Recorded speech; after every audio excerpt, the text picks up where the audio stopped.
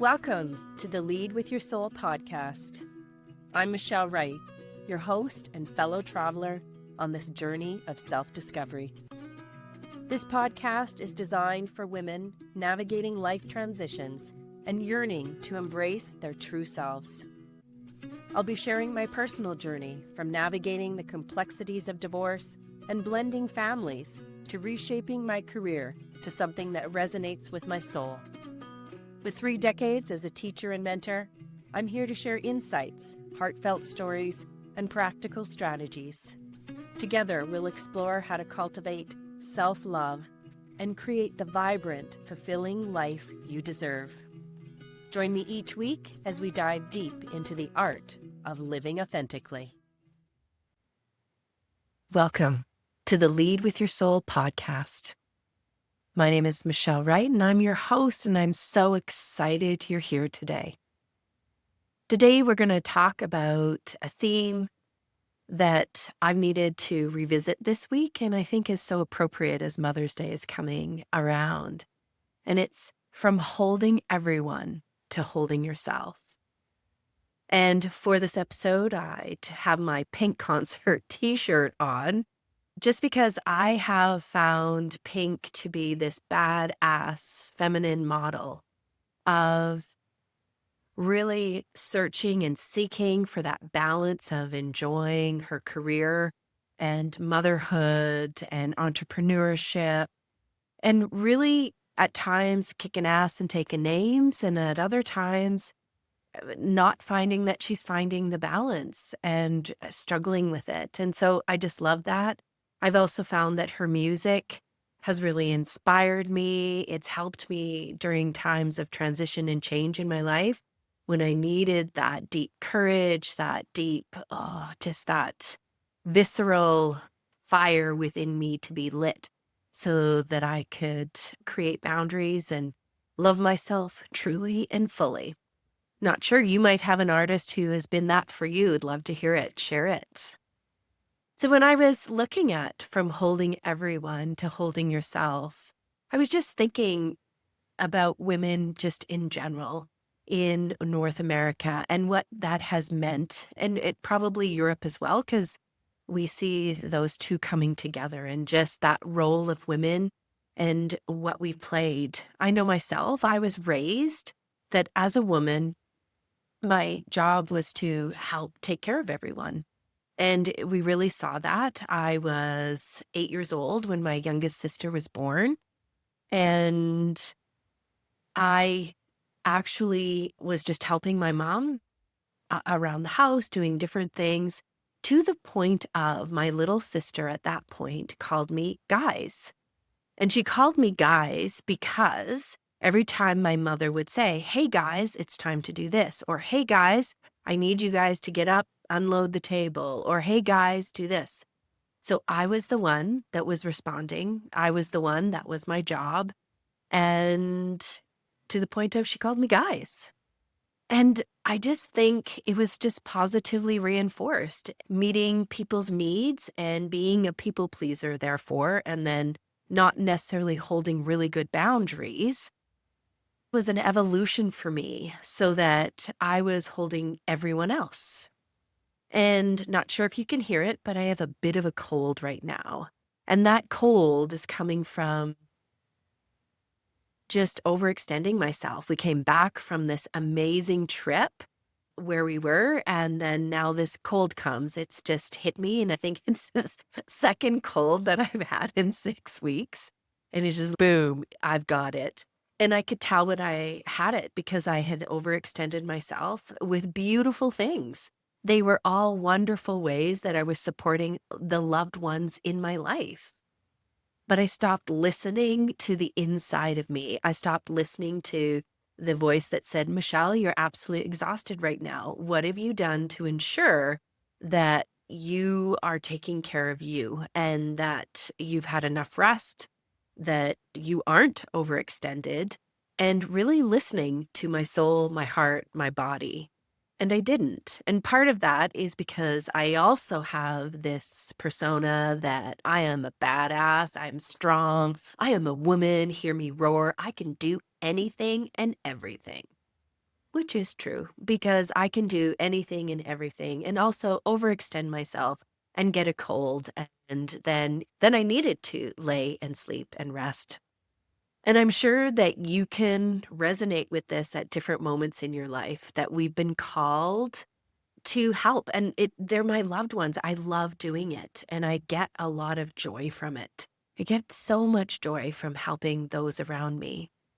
I just don't always have the best boundaries around it. I say yes rather than no more often than not. And I'm getting better at recognizing whatever someone's asking me is going to help me at this time and just doing a check. Sometimes giving myself moments. And now we did not go to family dinner party just because we were absolutely exhausted. By that point, it was too late. I was already sick. So it's that kind of thing, is finding that balance and finding those healthy boundaries that allow us to move forward. And it is also recognizing that there's some programming that we have around that, either from how we were raised, like some of the stories I have, or even from general society. As women, we are recognized as the nurturers, the caregivers, that we give up of ourselves for those around us. So we can even have ancestral lineage that really reinforces that.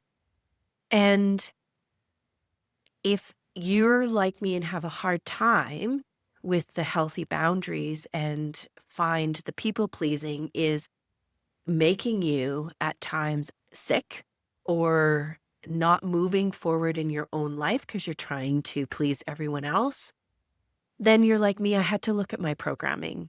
I had to recognize that I do not have to please and say yes to everyone. And that, yes, I find great joy loving people and helping them and doing things for them.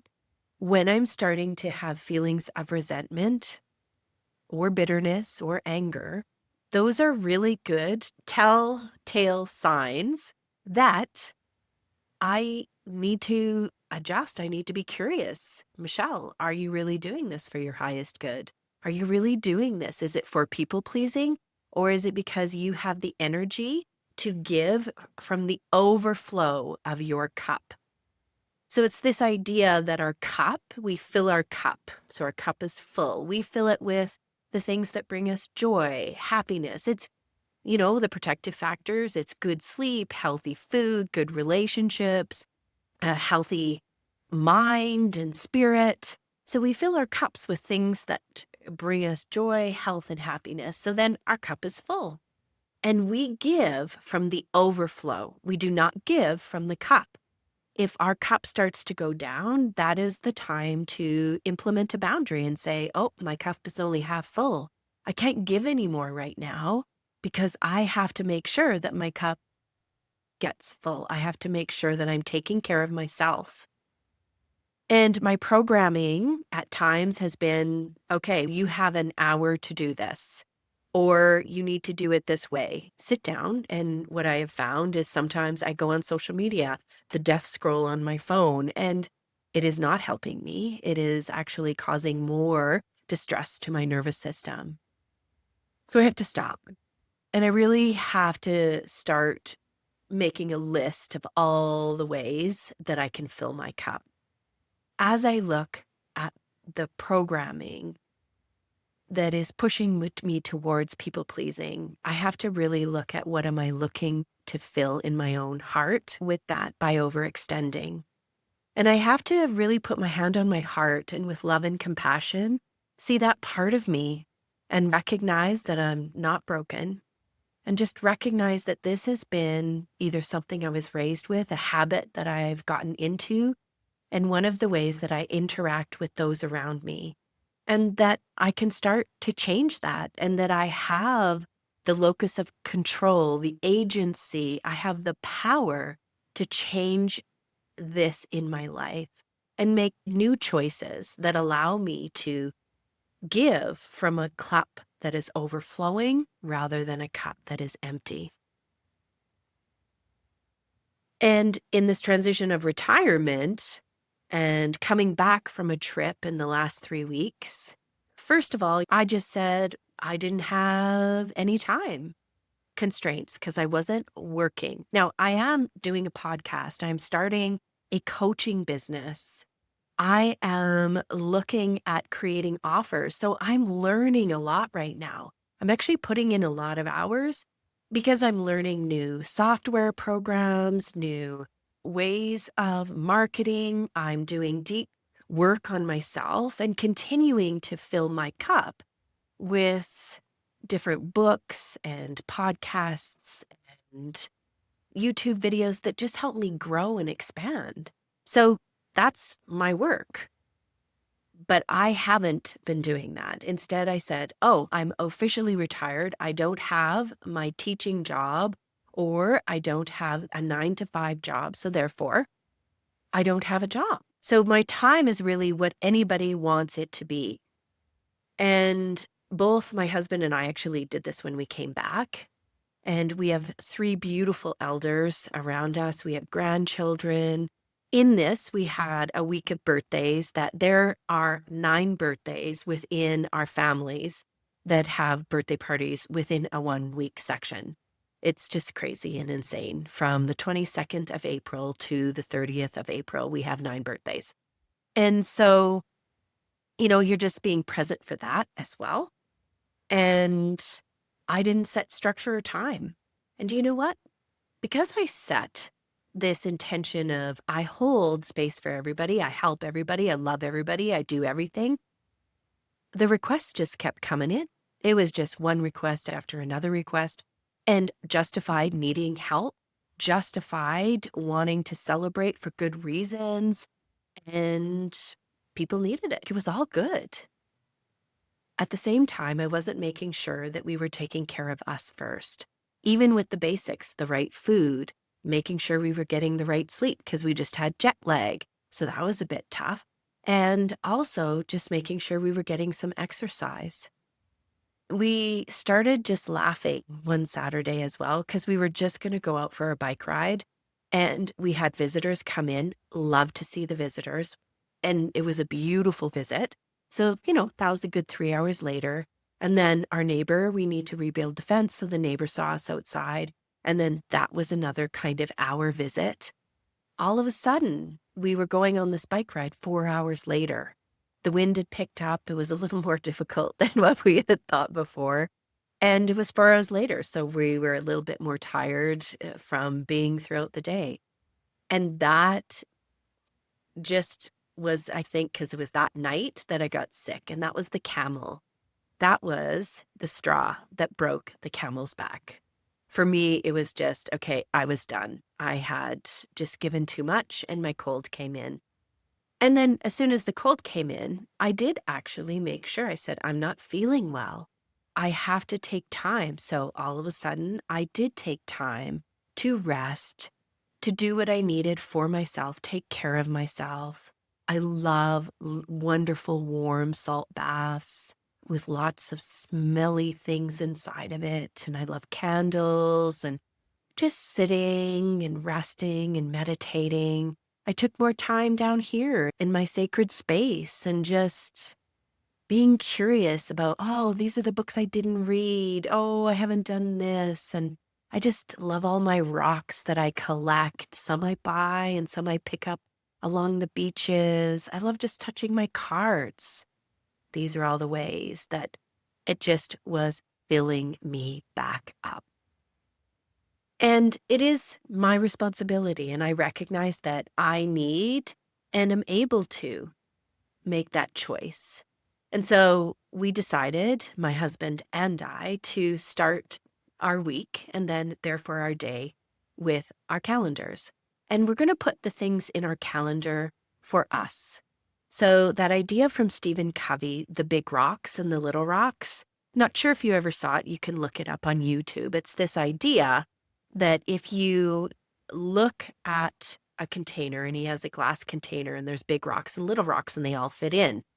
But if you do it the wrong way, meaning that if you start filling that container with all the little rocks first, and those are all the emergencies from the people around you and all the things that come in, like even, on the phone, the marketer on the phone that needs to talk to you. And yes, I do have to say sometimes I have a hard time saying, I don't want to talk to you. I do not want to answer your survey because I don't want to be rude, a people pleaser. You can see, still working at it, still need to grow in some areas. I am getting better just saying, no, thank you. I do not want to do this. And then I hang up. It has taken me, I'm 56. I'm just saying maybe the last couple of years, I'm getting good at that. And that's the journey. If you put everybody else's needs first, you put it in the container. All of a sudden, when you go to put the big rocks in, they don't fit in the container. There's no space, there's no room. So Covey, what he said is you actually have to start your week, start your plan, start your life with your big rocks. What are your big rocks? Now, for me, I'm talking specifically about holding myself. What are my big rocks for my health, my happiness, and how I need to move forward? And that's what I needed to put in my calendar first. Regardless of everybody else's emergencies and events, I needed to really look at what was important for me to fill my cup. And you need to know this is going to be different for every single person on this planet. We call it self-care in some ways. Those might be things that are in there. And self-care can look different for people. Some people, self-care is going for a run. Some people, self-care is baking muffins. Some people, self-care is going for a walk or gardening. Sometimes self-care is holding your cat or your dog. Self-care might be reading a book by the fireplace. It does not matter. It's whatever for you find self-care means to help fill your cup. Now, I look first at those pillars of good health. So for me, I needed to block in. We need to make sure that we prepare the food for the week so that I am snacking on good, healthy food. I am eating good, healthy food, and it is prepped. It is in my cupboard and ready for me to eat and access and make the food. So that's just one thing that I needed to do. And I needed time. I needed a food prep day. The second thing that I needed for me is I know with the energy in my body, I have to do exercise, whether it's walking my dog, whether it's going for a bike ride. I need exercise. I feel better. And there is scientific proof that we get endorphins. The more we have exercise, it does help us be mentally healthy, physically healthy, and energetically healthy. It just helps us. And everybody is different from the type of exercise that they need or movement that they need in order to move forward. Some people, they love dancing, and dancing to music blaring, going around, actually is a way that just moves their energy, gives them the movement they need in their entire body, helps shake and reset their nervous system, and it's amazing. And I do it sometimes, but I forget other times. I think I need to start doing a bit more dancing. Other people with the spiritual part, so coming down into this beautiful space, I've got all of these books, and sometimes I need to explore more deeper. Some I've read quickly, some I want to use for different projects. And so it's sitting and just having time to explore and actually giving me time and space to just let my mind wander, to let my heart and soul speak to my mind. And I love doing that by sitting down here, sitting in this space, sitting in my couch over there and lighting my candles and putting on in my incense and just having beautiful smells around me as I just sit.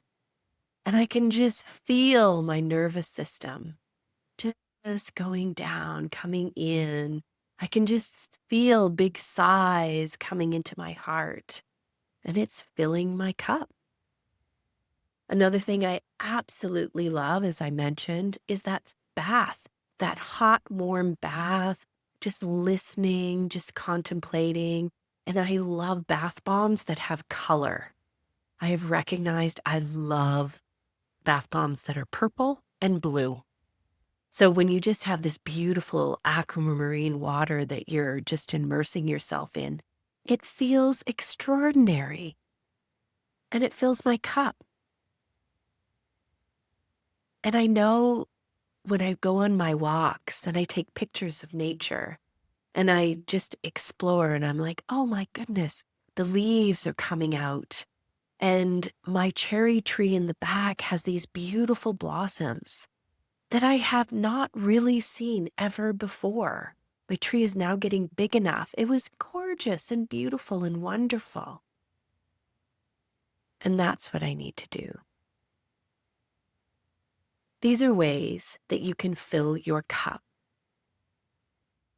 And what's been interesting in the work I've been doing is that as I work with women, what astounds me is that many women can list the food and the things, whether it's gifts, whether it's what activities, all of their loved ones, they can list them. They know what they love, what lights those people up.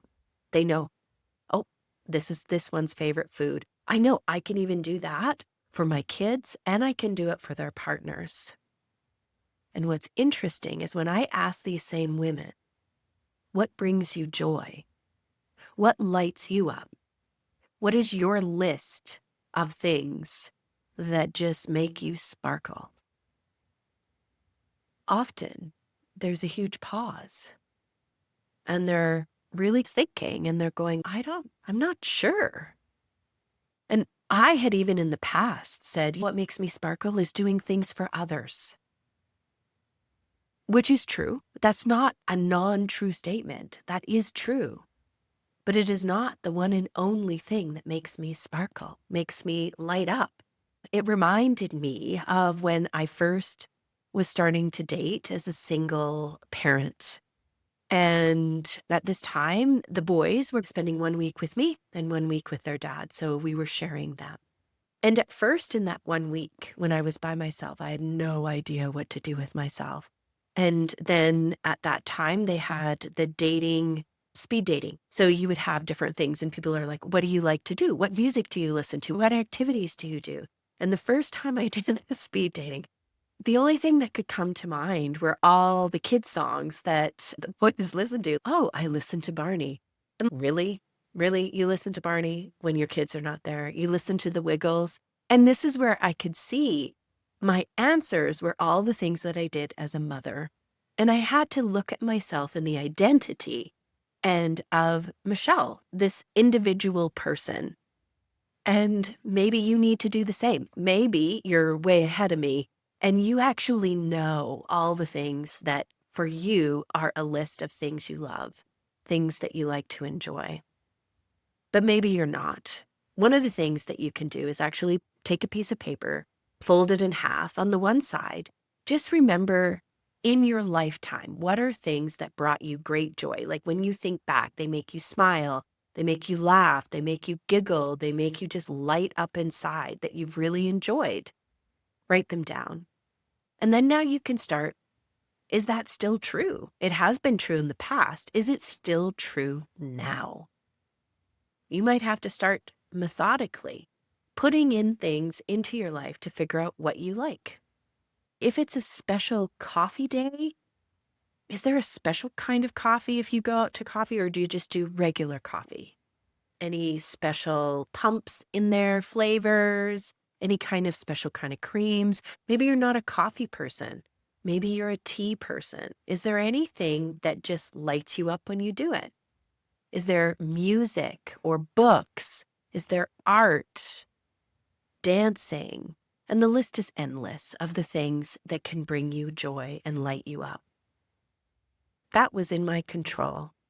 And that was part of what I needed to do to uncover myself and to hold myself deeply with love, compassion, and grace. So not saying, oh, Michelle, you didn't do it. Oh, you didn't do it again. Rolling my eyes and admonishing myself. It was like, no, Michelle, you get a lot of joy out of helping people.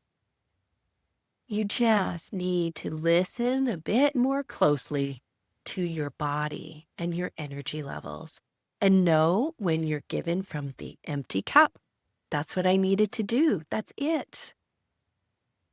And then go back to those things that really will bring me happiness and joy. So for you, finding your list, exploring your list, adding to your list, maybe you have a new show that you love. One thing that I have found interesting is that some people love to reread books or rewatch series on TV or on the streaming apps that you can get, and some people don't. Some people like to only have new. I love rereading books and I love rewatching those things that I know what's happening and they provide me deep comfort and joy. Especially when I was traveling and I was in different places, the thing I would do is I would rewatch either the same movie or I'd rewatch the same series again and again. And I loved it. It just allowed me to sit back. It allowed me to relax. And it was just like a beautiful, warm, comforting hug that just helped me. It just filled my cup. Some people, it's the brand new, it's that startling, it's that fresh, on fire. They just love it. And there is no judgment about what fills your cup and what doesn't. And that's the biggest thing, is recognizing that your list is unique to you. Your list is for you and it's yours, holding yourself as you move forward. How do you hold yourself so that your cup continues to be full and that you are giving from a full cup? And as we move into this beautiful Mother's Day this weekend, I hope that you get your cup filled. And I hope that you find moments to fill your own cup and to embark on this journey of giving from the overflow. Until next time, continue living authentically and living and giving from your overflow of a cup and leading with your soul. That wraps up another episode of the Lead with Your Soul podcast. I'm so grateful you chose to spend this time with me. As you navigate your own life transitions, remember to be gentle with yourself and embrace the journey. If you found value in today's episode, please subscribe and share it with others who might benefit. Join me next week for more insights and inspiration. Until next time, keep leading with your soul.